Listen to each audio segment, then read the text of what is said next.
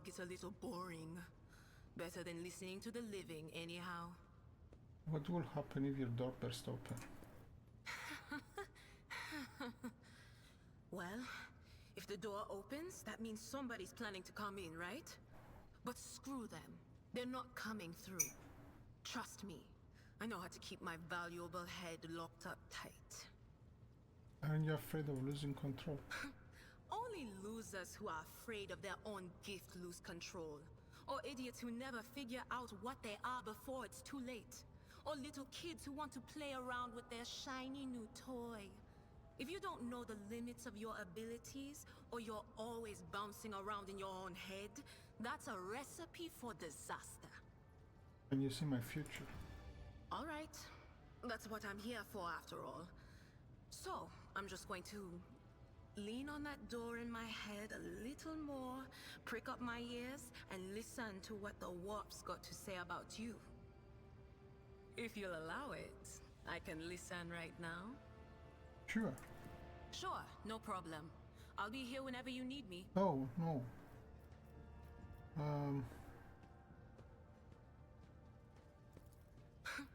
Only loot. Sure thing. I'd like to hear what awaits me in the future. All right. Let's hear what they're whispering about you. I misclicked before, sorry. Among the blind men and false prophets, a red-robed sage seeks the answer to a question. He does not know that it is not the answer he must seek, but the question that will draw everything into focus. Will you help him, rogue trader? But mark that sometimes ignorance is sweeter than oblivion. A chained hound chases after glimmers of the aurora, but sparks in the scent of oil confound his nose. A chain trails after him. What will happen if you pick it up? Will you become his master, or merely another beast in the pack of his true lord? The glow of dawn bursts forth from its prison. Dungeon walls cannot contain the dark essence wallowing in the dust. A naive cub pushes his nose into a familiar hand, one that holds death in twisted glass. Cherish it or cast it off as a burden. The sword of change has already been raised. What is one more life to it? I'm sorry, Lord Captain. The voices are going wild. I can't make out a thing. I'll try to rein them in, somehow. But for now... Did you know Theodora von Walassio as well? None of the officers knew the Lord Captain well.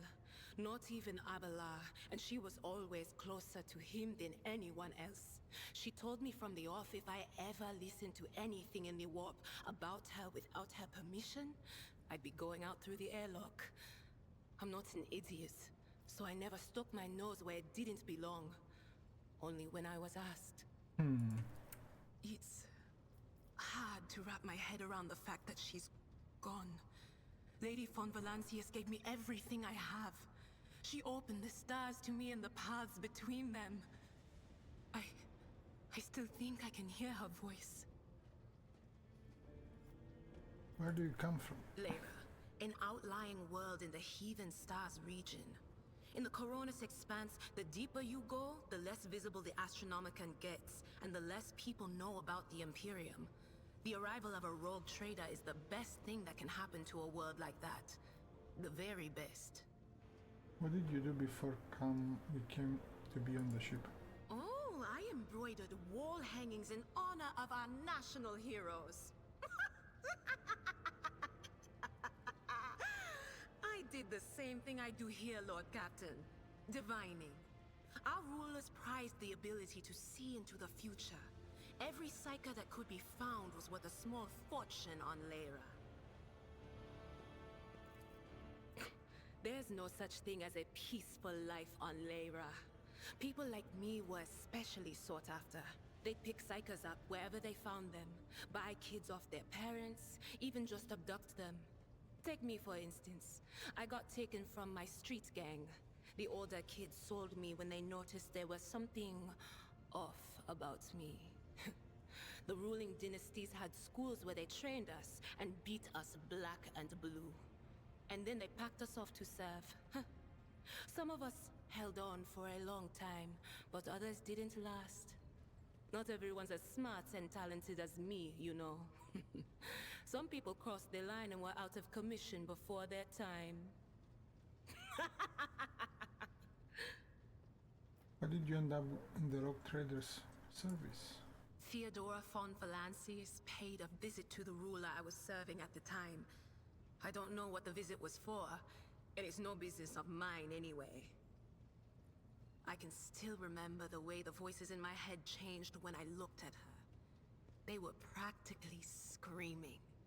She had so much behind her, and plenty ahead of her too. And as I gawped at her, all of a sudden I heard a whisper. A hint, a suggestion, nothing more.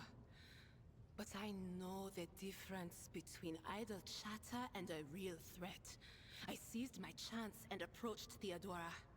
I managed to whisper a couple of words in her ear before the wardens dragged me away. They beat me and locked me up.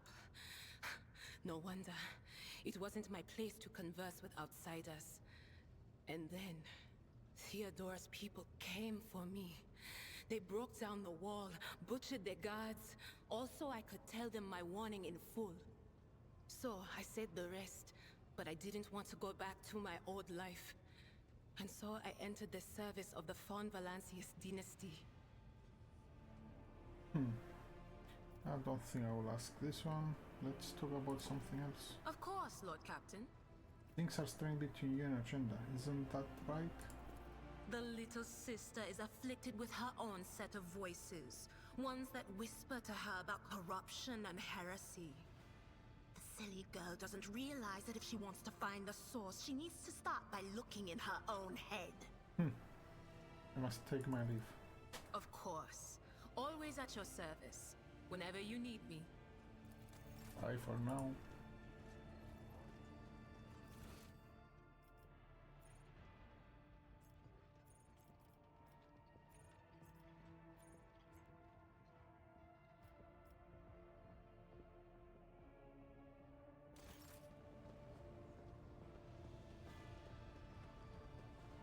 Oh, yeah. Let's talk to you. Rogue trader. You said you have a tell me. You said you have a personal request for me. I indeed have a request, Rogue trader.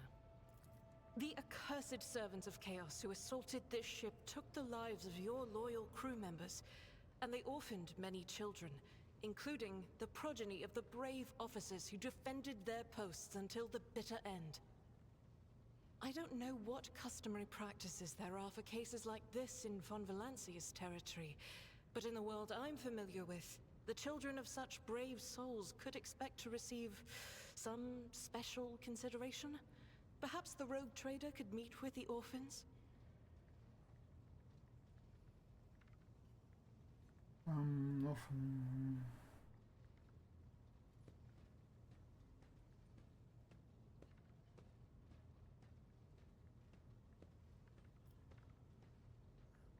I will meet with them, no formalities needed.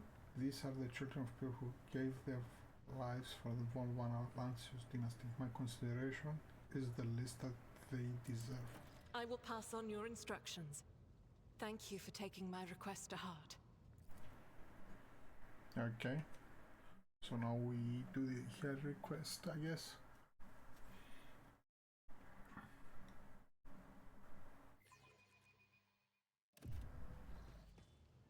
Yeah.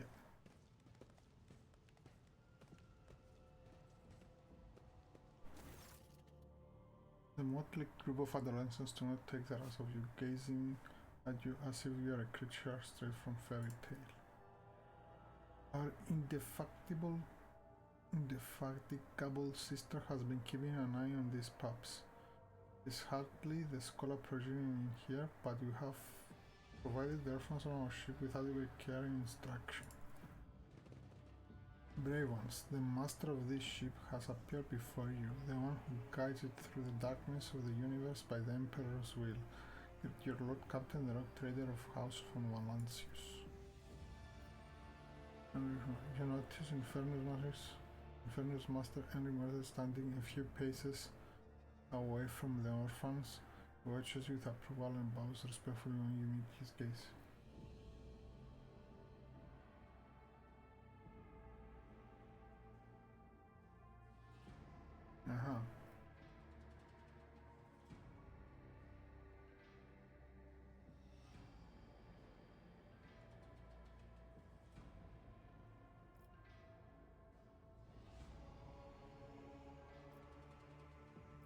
I'm the Rock Trader and Lord Captain of this ship.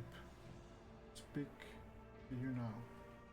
Your parents gave their lives for a just cause and brought honor to the von Valancius banner and those of the Imperium. I'm proud of them and I believe that you'll become their worthy heirs. The teenagers are only a few at the far end and the rest are not particularly impressed by your speech. So what? Why should we care? Our friends and parents died in their dozens for you, noble lord, and you just give us speeches.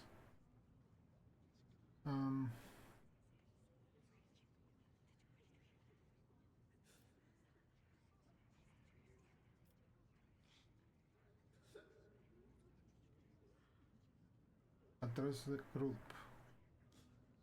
If you have things to say, say them without fear. I will listen. Doesn't matter what we say, it won't bring our parents back, true. It won't change. We keep slaving away in this ship. Understand your people this way.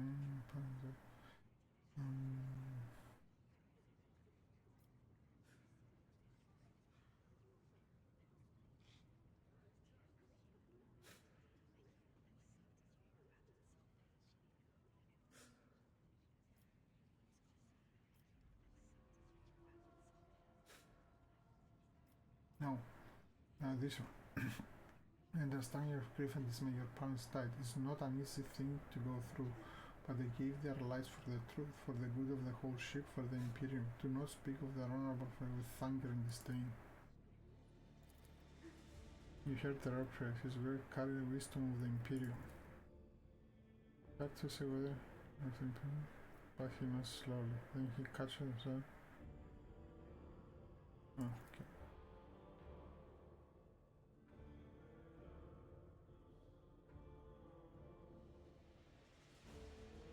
Okay, I gave them stuff.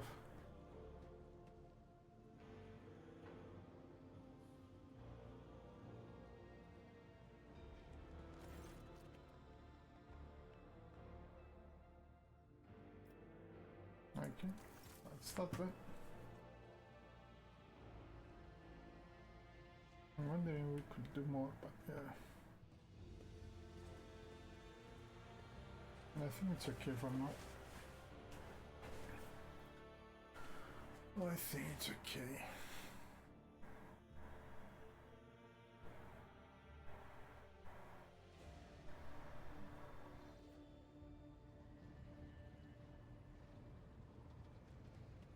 Yes, Uwe, Cassia, okay. Uwe and Cassia. Okay, let's talk to Cassia. Words cannot describe how boring the bridge is without our stimulating conversations. Tell me about House Orsalio. As the only voice of our family on this vessel, it is an honor. As long as your questions are courteous, I will answer every one of them. Is there Orsalio prophecy system made after your ancestor? You are shrewd indeed. My ancestor charted that route while fleeing the enemies of humanity. They say the Emperor himself was his guide, because the warp expelled their vessel without a single loss. Unfortunately, the lips of those who relate this tale seep with disgusting green hubris. I think Kalain Orselio was simply a skilled navigator. Who rules the house? Just as a rogue trader stands at the head of a protectorate, a Novator heads a navigator house. It is the Novator who decides where to look for alliances and which path their bloodline is destined to tread. As for our house, the transfer of power to a successor is currently underway. In the meantime, Great Regent Auronto Orselio is ensuring the stability of the house. I think House Orselio has a rich history. Oh, yes. The navigators of the house came to the Koronus Expanse fairly recently, a mere 208 years ago. Before that, our ancestors expanded the borders of humankind's dominion for the glory of the Emperor, blazing trails to different corners of the galaxy. You lived in seclusion in a closed station until Felek committed his sabotage, so then you must be the Novator's successor. So says Regent Auronto. Nothing is decided yet. Some people in the house become enshrouded in rolling grey clouds at the thought of me becoming the Novator. But even more are bound with dull leaden chains. They think I am not ready for such a burden. With your permission, I would like to talk about something else. By all means. Tell me about yourself. I am a part of House Orselio, an ancient dynasty of the Navis nobility. Since time immemorial, our family has served to advance knowledge, pushing at the boundaries of the dark unknown. The Starway Atlas contains 2,843 routes that chart the sectors of the Segmentum Obscurus and reach all the way from the Koronus Expanse to Holy Terror. Silence. And uniting the Imperium's thousands of worlds. House Orselio is bound by commercial pacts to houses Galeatis, Ortina, Drotus, and... There is a dark blue knot tightening on your neck, Lord Captain. I can see my reply is not satisfying your thirst for knowledge. What is it you desire to hear exactly? Navigators identify so strongly with their house. It must be difficult for you not to be able to lean on your elders, but you have my word that I will look after you. You will? That would be most appreciated, Lord Captain. So have you ever lived anywhere other than Urax 5? Hardly. According to the chronicles of the house, I was born on one of the Orselio worlds. Oh, what was it? Please forgive me, Lord Captain. My childhood memories are too vague. Sometimes I dream about the colorful birds that built their nests in the garden, or the servants dressed in purple livery, or the blue fog that rolled over the lowlands behind the palace. But everything is covered in a rosy haze. Perhaps it is my imagination, not my memory, that is painting these pictures. Tell me about your life on the station. My stay on the station was wholly dedicated to preparing me for my future duty. Astromancy, astrography, numerology, the histories of my house and the Imperium, as well as other disciplines. For many years, dozens of instructors tirelessly prepared me for my destiny. And once a year, Great Regent Auronto would come to the station. He would entrust his beautiful vessel to my command, so that I could master the practical aspects of our art as well. Your third eye, do you always conceal it?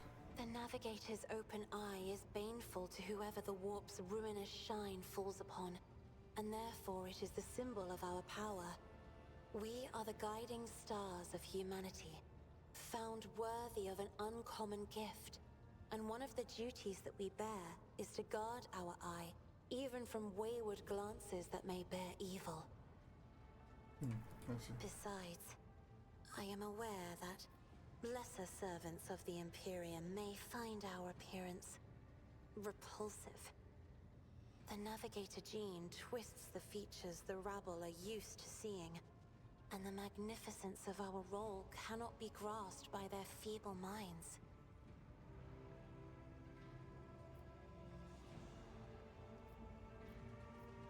Do not look repulsive, Cassia.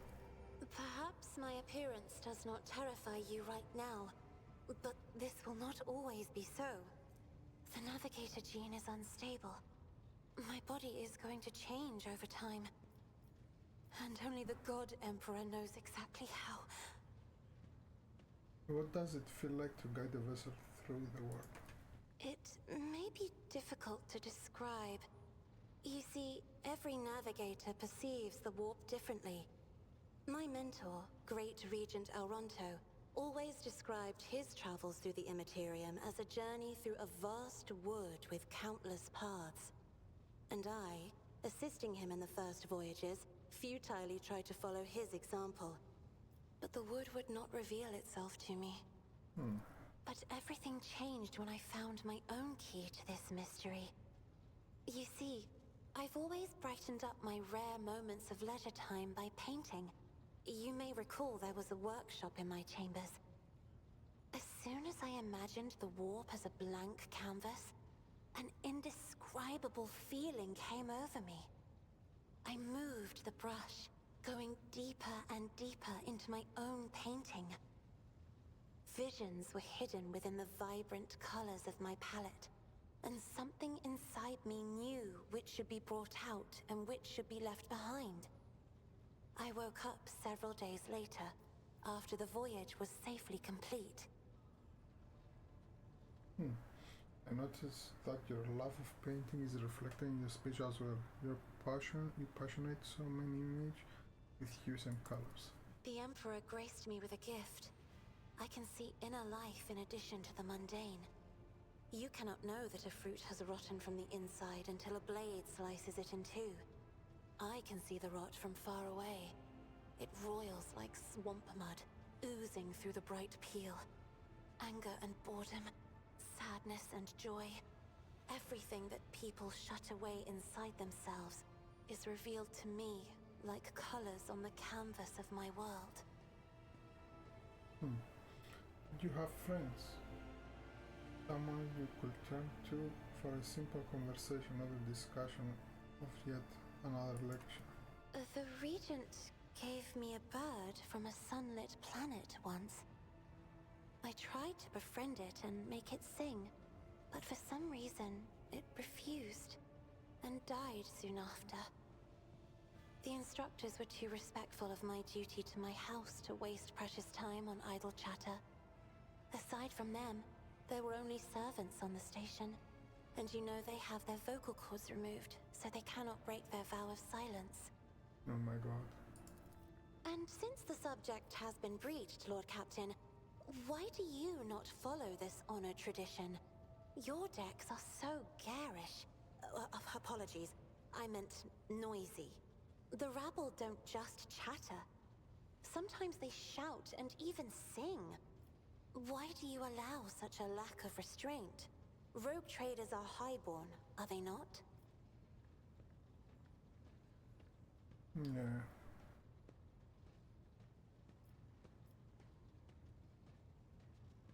A ruler cannot maim people just because it is in his power to do so.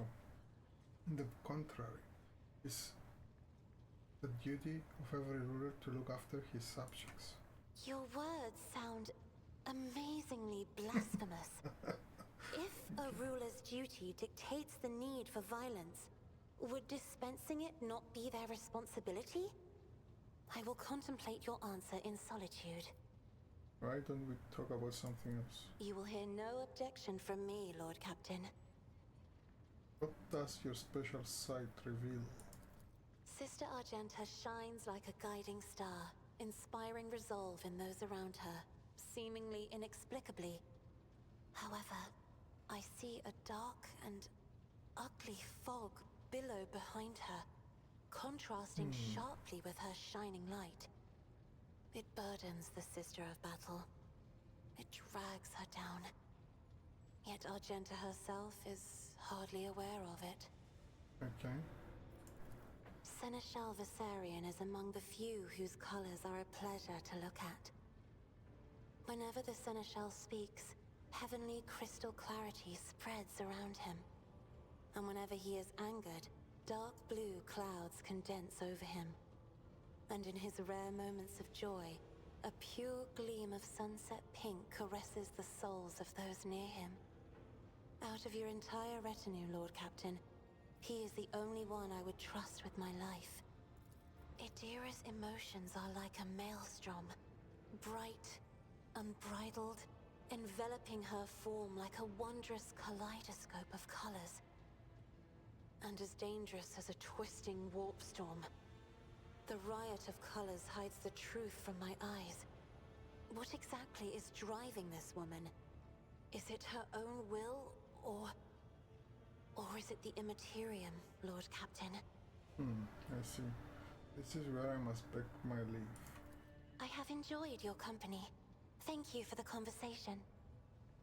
Thank you.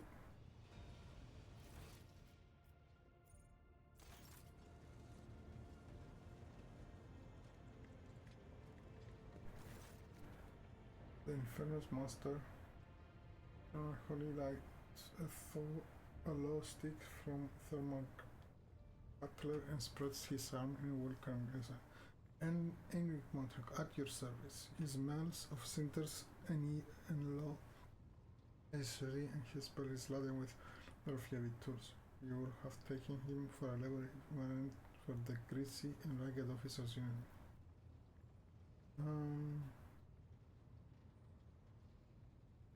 Tell me more about the Infernus Guild. What interests you most, our duty, or state-of-the-art equipment, or vibrant traditions? How is the guild organized? The Infernus service is split into different brigades according to duties. The heart of the guild are of course the liquidators, tough guys with nerves of steel who put out fires and put people from flames. Others are repairmen dealing with problems like jump doors, fuel leaks, or broken ends, and there are the working inspectors who check the decks and make sure that nothing is blocking passages or access to communication lines. What traditions? We have plenty of those, like the reminders. Roll-ups of his sleeve, and when you survive a particularly hopeless accident, you get a tattoo of yours on your scar.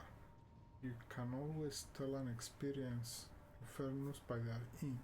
It is like a badge of honor sauce. Tell me about your reminders.